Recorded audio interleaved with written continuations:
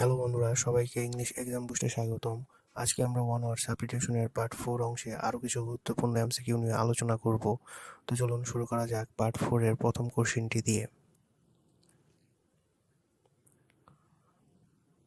প্রথম কোশ্চেনটি হলো, a government run by a king or queen, অর্থাৎ কোন ধরনের সরকার ব্যবস্থায় একজন রাজা বা রানী শাসন করেন।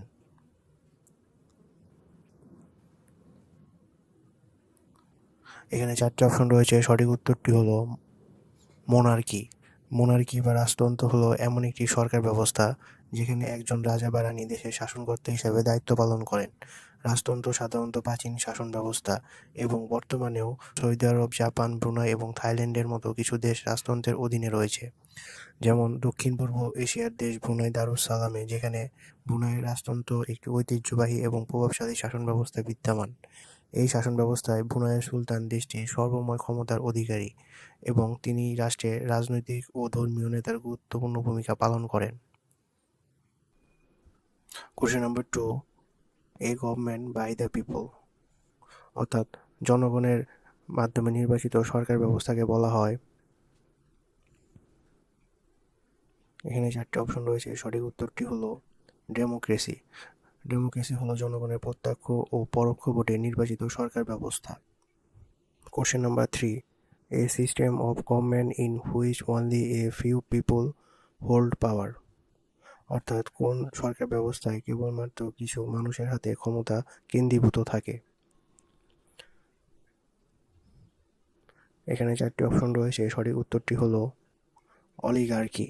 অলিগার্কি হলো এমন একটি সরকার ব্যবস্থা যেখানে কয়েকজন প্রভাবশালী ব্যক্তি বা গোষ্ঠীর হাতে ক্ষমতা কেন্দ্রীভূত থাকে।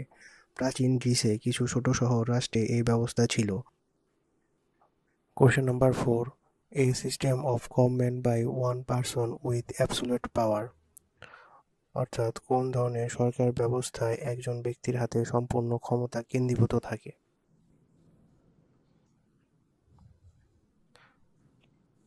এখানে 4টি অপশন রয়েছে। সঠিক উত্তরটি হলো অটোক্রেসি।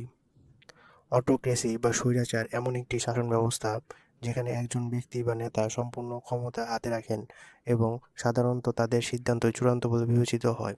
উত্তর কোরিয়া এর উদাহরণ। উত্তর কোরিয়া সরকার ব্যবস্থা স্বৈরতান্ত্রিক একনায়কতন্ত্র যেখানে শাসন ক্ষমতা একটি পরিবারের মধ্যেই কেন্দ্রীভূত। এই শাসন ব্যবস্থাকে প্রায়শই কিম রাজবংশ বা কিম ডাইনেস্টি বলে অভিহিত করা হয়। Question number 5, a system of government by the wealthy, অর্থাৎ কোন সরকার ব্যবস্থায় ধনী ব্যক্তিরা শাসন করেন।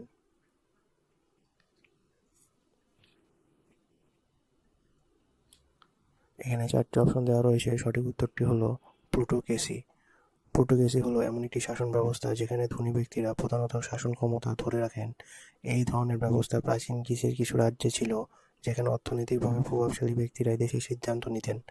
বর্তমান সময়ে কিছু উন্নত দেশের অর্থনৈতিকভাবে প্রভাবশালী ব্যক্তিরা নির্বাচনের প্রক্রিয়াতে প্রভাব বিস্তার করে প্লুটোক্রেসির মতো কাঠামো তৈরি করার চেষ্টা করেন।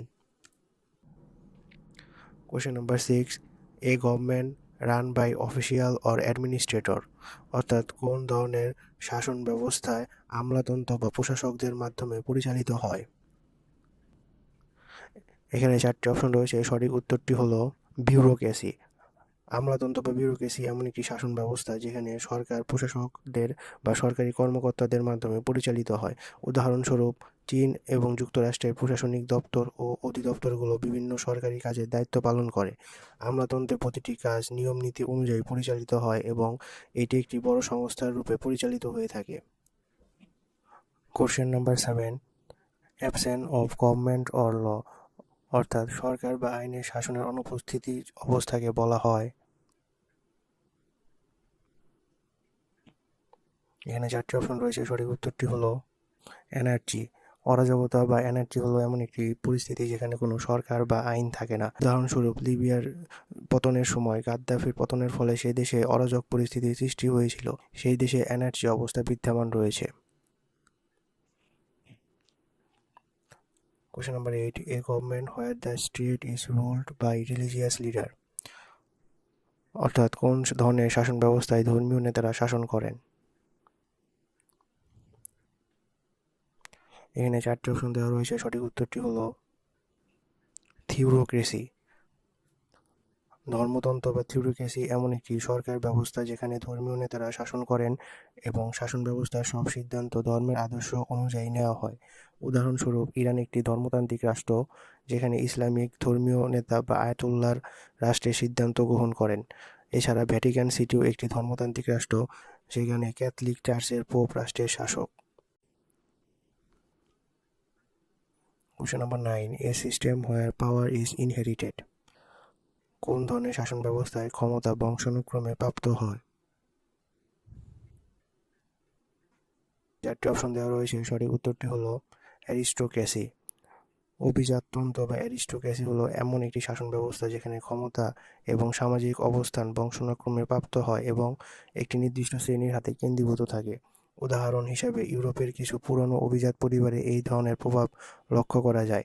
ইংল্যান্ডের লর্ড বা ডিউক উপাধির মাধ্যমে অভিজাত পরিবারগুলোর মধ্যে ক্ষমতা এবং সম্মান সংরক্ষিত ছিল।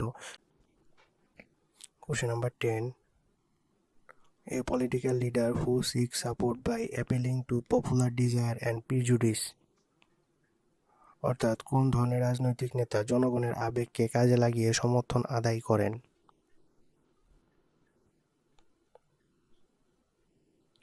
এখানে 4টি অপশন দেওয়া রয়েছে, সঠিক উত্তরটি হলো ডেমাগগ। জনতন্ত্রী বা ডেমাগগ হলো এমন একটি রাজনৈতিক নেতা যিনি যুক্তির বদলে জনগণের আবেগ এবং প্রয়োজনের উপর নির্ভর করে তাদের সমর্থন আদায় করেন।